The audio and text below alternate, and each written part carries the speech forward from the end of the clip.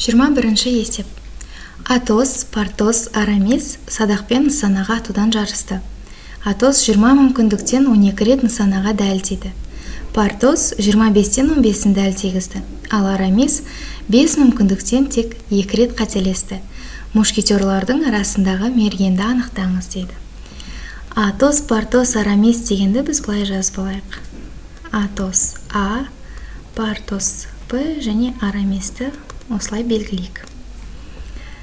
Енді олар Атос 20 мүмкіндіктен 12 рет нысанаға дәлдейді дегенді біз бөлшекпен жазаламыз, яғни 20-дан 12-сіне дәлдейді. Ал Партос 25-тен 15-сіне дәлдегізді. Және Арамис 5 мүмкіндіктен тек 2 рет қателесті, яғни ол 5-тен 3-не дәлдегізді. Енді бізге мушкетерлардың арасындағы мергенді анықтау керек. Ол үшін біз олардың қаншалықты дәл тегізгендіктерін анықтауымыз керек. Яғни бөлшектерді салыстыруымыз керек.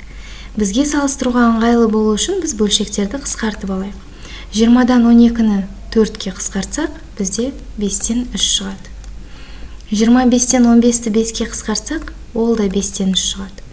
Яғни Атос, Партос, Арамис үшеуі де мүмкіндіктерінің 5-тен 3-інде дәл тегізген.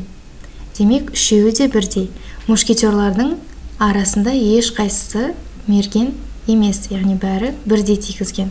Сонда мұнда дұрыс жауап Д нұсқасы болады.